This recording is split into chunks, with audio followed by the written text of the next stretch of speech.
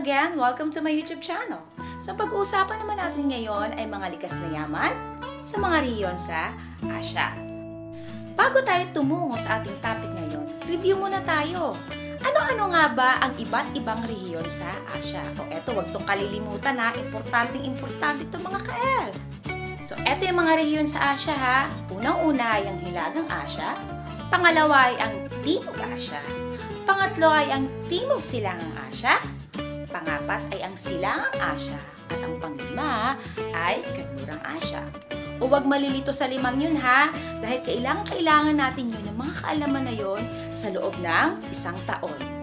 Oo, sa loob ng isang taon. Labern tayo mga ka-L ha, wala nga atras, go lang ng go! Okay, magsimula na tayo. So, unahin natin ang mga likas na yaman na matatagpuan sa Hilagang Asia. Ang Hilagang Asia ay mabundok na may malawak na damuhan na may iba't ibang anyo na mabuti para sa pagpapastol at pag-aalaga ng hayop katulad ng baka at tupa. Ang pangunahing pinagkukunan ng mga tao sa rehiyon na ito ay lana, karne at gatas. Napakalamig sa rehiyon na ito. Malamig pa sa relasyon ninyo, kaya't walang punong halos nabubuhay sa lugar na to. Ang mga troso sa Siberia, ang tanging yamang gubat, mayroon ang rehiyon na to. Ilan din sa mga kayamanan ng rehiyon na iniluluwas o ine-export ay caviar, ginto, at natural gas.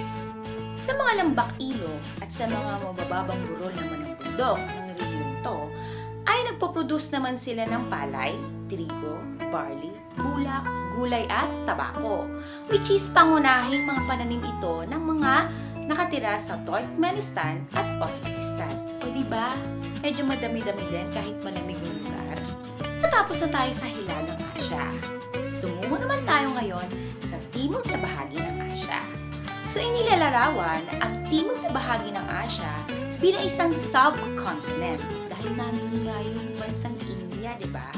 May bahaging kabundukan, malawak na kapadagan at makalambak ilog.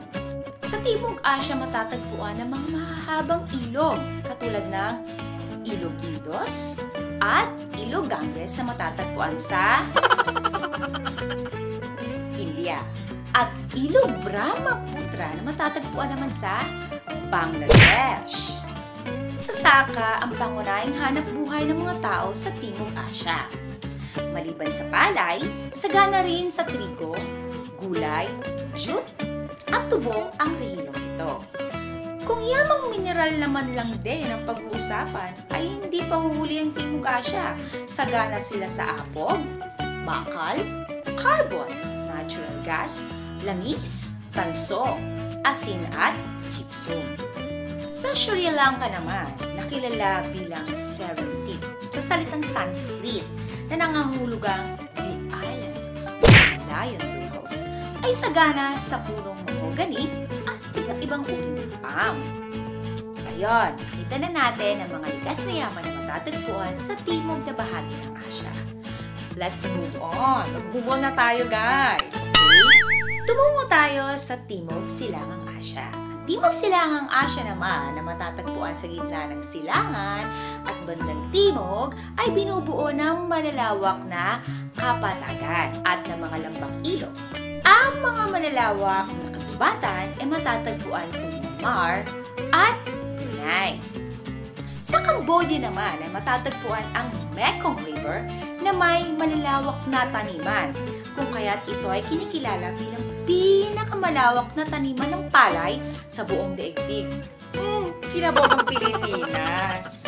Tungo naman tayo sa mga kagubatan. Sabi ko nga kanina, ang Brunei ay isa sa mga lugar kung saan mayroong malalawak na kagubatan. So 84% na kagubatan nila ay nagsisilbing panirahan ng hayop, katulad ng unggoy, ibon, at reptiles. Gusto mong hanapin ang mga nawawala mong kapatid, magpaalam kay inay, gumora sa Brunei. Hindi rin pakakabog ang Myanmar kung kagubatan ang pag-uusapan. Matatagpuan dito ang may pinakamaraming puno ng teak.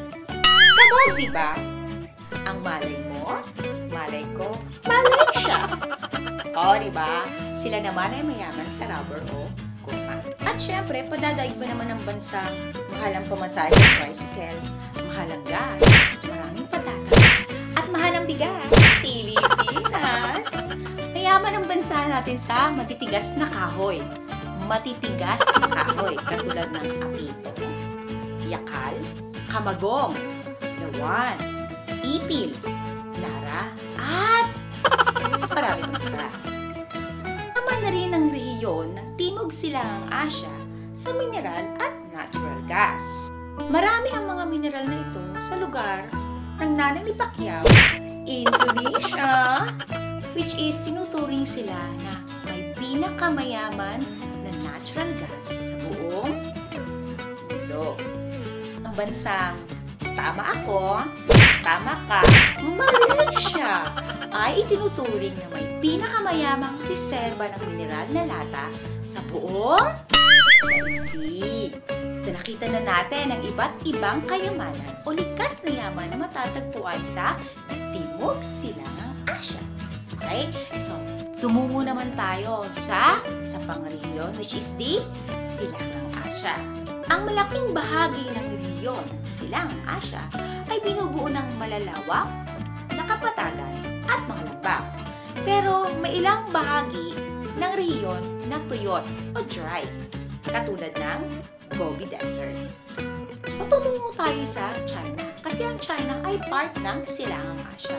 So mayaman ang lupain ng China. Alam nating lahat yon. So ang lupain nila ay pwedeng pagtamnan ng iba't ibang uri ng pananim katulad ng palay, gulay, at iba pa. Iban sa pagtatanim ay katatagpuan nila ng bansa ng maraming uri ng hayop. At ang ibang hayop na ito ay katulong ng mga tao sa kanilang paghahanap buhay. So knowledge is power muna tayo, no? Alam niyo ba na ang bansang China ay sumasakop ng 7% ng lupa sa buong mundo? O di ba ang lawak pala nila? Kaya no wonder kahit saan tayo magpunta ay meron tayong mga Chinese na nakikita. Napakarami nila sa bansang Pilipinas, di ba? Bansang Japan, sagot sa kahirapan. Nangunguna sila sa industrialisasyon sa buong mundo. Ngayon, nakita na natin ang mga likas na yaman na matatagpuan sa silangang bahagi ng Asya. So, nasa panghuli na tayo ha. Nasa Kanlurang Asya na tayo. So, ano nga ba ang feature ng Kanlurang Asya? Ang Kanlurang Asya ay mabuhangin at mabato. Mabato ha. Mabato as in stones, rocks, hindi yung nagbabato. Okay.